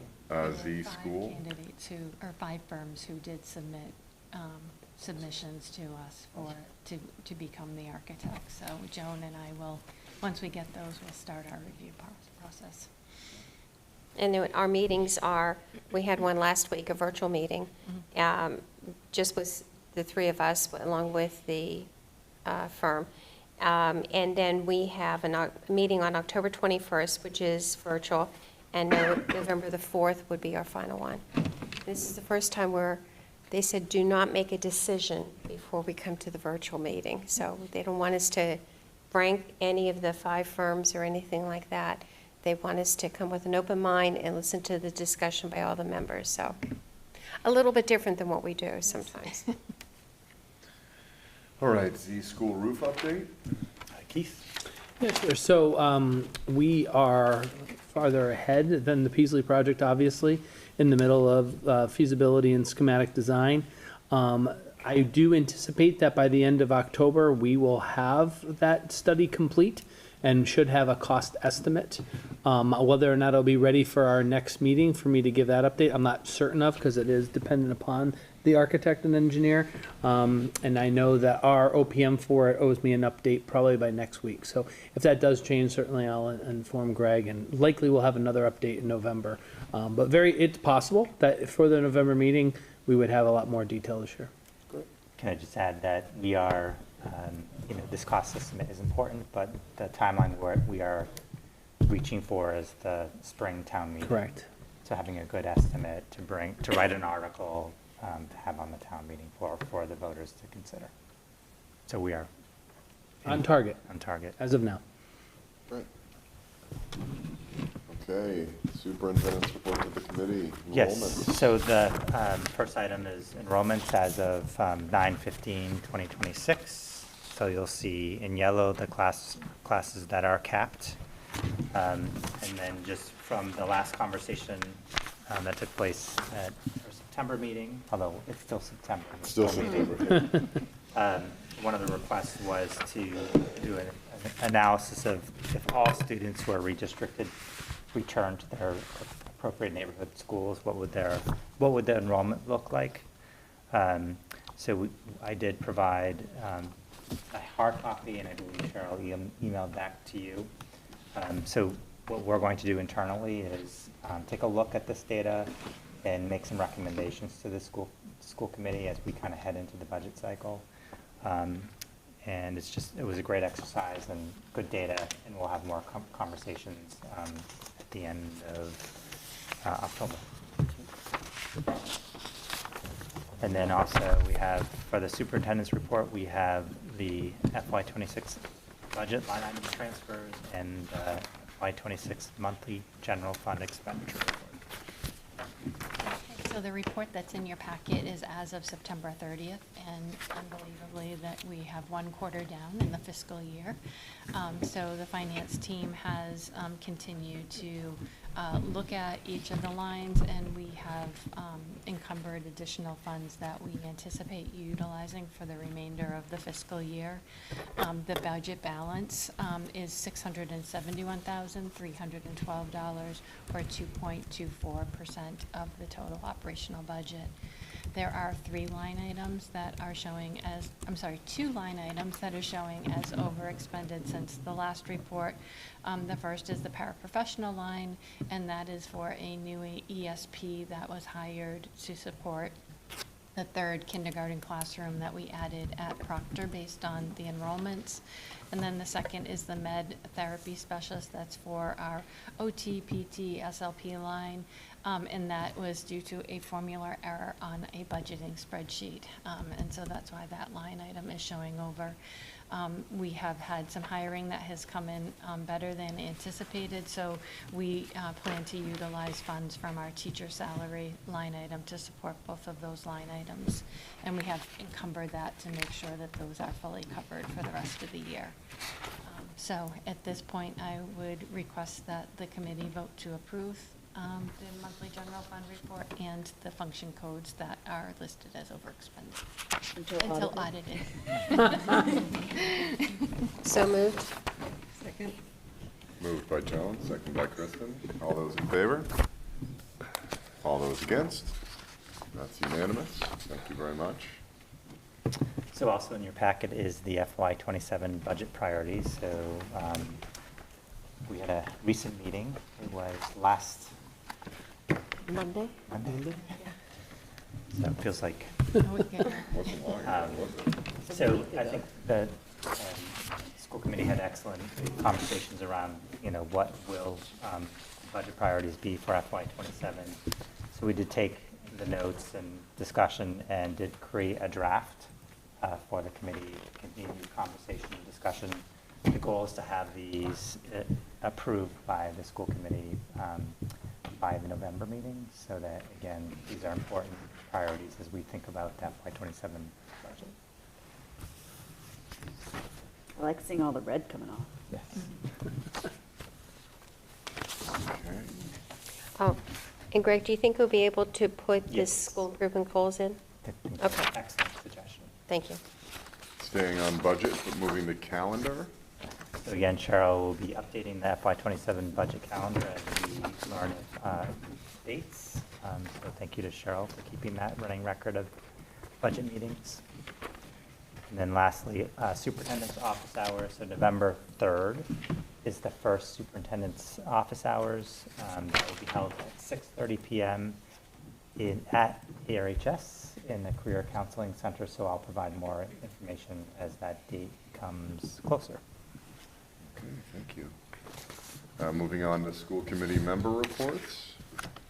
Do we have any member reports for tonight? I think I do. Joan? I do. I'd just like to mention that the Northborough Ed Foundation had their grant awards reception on September the 16th, where they gave out grants going from kindergarten all the way up to the high school level, and that our superintendent, Greg Martineau, made the opening remarks. And I'd also like to thank that there are 2 Cornerstone grants that are there every year, and the one Cornerstone grant in the amount of $1,200 funds the reading program that the students do on their own in selecting their favorite books in grade 5. And that is used with the conjunction of the librarians in our school and also with the town librarian. And then the kids vote for the books, the book that they like that is their favorite. I think this year there were 3 of them. And then those books, the money is used to buy those books, and then those books stay in the libraries of the school and also in the town. And I'd just like to mention that the seller, again for the 2nd consecutive year, is supporting that Cornerstone grant. And there is one more Cornerstone grant that is available. So if there's any business out there that would like to support that grant, they could always get in touch with NEF on the website. Thank you. Policy met, so we met a few weeks ago. We're going to continue the same format of working together as combined policy subcommittees. We do have some proposals for new policies, so that includes school admissions policy. So our students attending our schools, truly living in our town. Cell phone policy, we're keeping a close eye on any legislation that might be passed that would affect schools in the Commonwealth. The competency determination policy, which we need to look at after our update, having MCAS no longer be a graduation requirement. And then we're going to continue to review some existing policies that we need to touch base on. So teaching of controversial issues, sort of in line with our equity audit that we had recently. School immunization requirements, so looking at sort of the political landscape. Class standing, that would be a regional policy. And then medication administration and wellness policy. So I believe those were recommended by the Wellness Committee. So that's going to be our work this year. But obviously, as policies come up that are important and necessary, you can let the policy subcommittee know. The Community Coalition did meet. I was not able to attend. However, the Community Coalition, which is the new name for the Coalition for Equity, does have 3 working groups, and we're focusing on the Culture and Music Festival that has gained a lot of traction over the last few years. Story Bridge, which hopefully we can get some more Northborough participation in that this year, as well as the new student registration process and how that looks across our community. That's it. Okay, thank you. Educational policy, none at this time. Policy development, none at this time, though it sounds like there will be There will be. some items There'll be a there lot. in the future. Distribution of personnel report. So in your packets, the personnel report as of September 29th, and HR has been very busy appointing people to positions. So some of the positions that we discussed during Stephanie's presentation, and the new ESP for kindergarten for that third section at Proctor. And then also just we'll point out that this is our first year running the Northborough after-school program. So that is a lot of hiring, a lot of work from Keith and his department, but also HR. So that's reflected in this report. And we did have 2 resignations that are listed on the report as well. I know it's only been a month, but how is it going? Like, It's going really well. yeah. It's going really well. Kim Allure, the director, has been excellent. Took time over the summer to really get acclimated. Their office is actually here at Lincoln Street. Is it a different director? No, it's the same one that was I previously. know there was a little bit of staff turn. So a couple of years back, I'd say, when It's been 3. 3 years, yeah, give or take. But yeah, no, Kim has been in the role for at least a couple of years prior to this transition, but she's managed it very well. She's met with Becky and her team a few times, and we're very happy with where we are now and looking forward to the next steps. So we'll have an agenda item about. Yeah.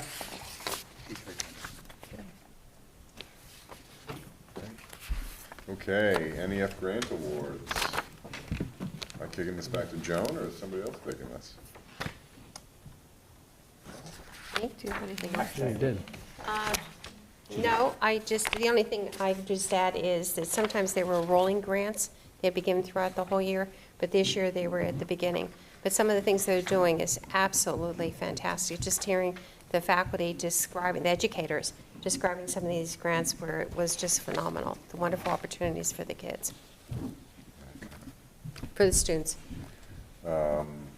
I will take a motion to approve the open meeting minutes of September 3rd, 2025. So moved. Oh, sorry. No, go ahead, I'll do this separately. So moved. Second.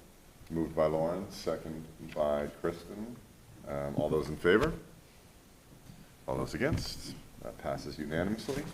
I'll take another motion to retain the executive session minutes of September 3rd, 2025. So moved. Second. It should be to approve and retain. To approve and retain. So moved. Second. Moved by Joan, second by Kristen. All those in favor? All those against? That is unanimous.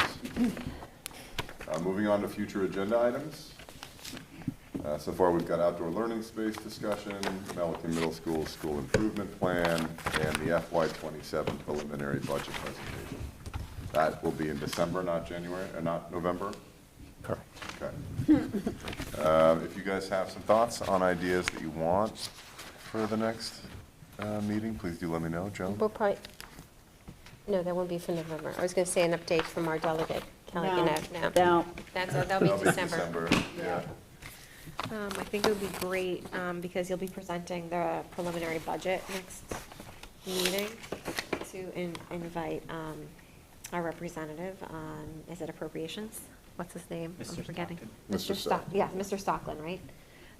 It would be great to, and I will see him at the Peasley Building Committee, but it's virtual, so it's sort of weird, like, how do I ask him? Like, hi, everyone, let me just have a private conversation right now.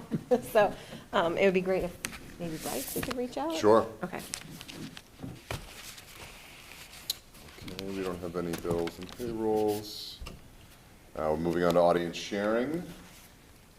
Seeing none, I will take a motion to adjourn this open session of the Northborough K-8 School Committee at 8:35 with the intention to enter into an executive session to discuss strategy with respect to collective bargaining with Northborough teachers. As an open meeting may have a detrimental effect on the bargaining position of the public body, and the chair so declares, and not to reconvene in open session. So moved. Second. Moved by Joan, second by Lauren. All those in favor? Oh, roll call. A roll call, sorry. Kelly? Yes. Kristen? Yes. Joan? Yes. Lauren? Yes. And I am a yes. That is unanimous. At 8:36. Closed at 8:36.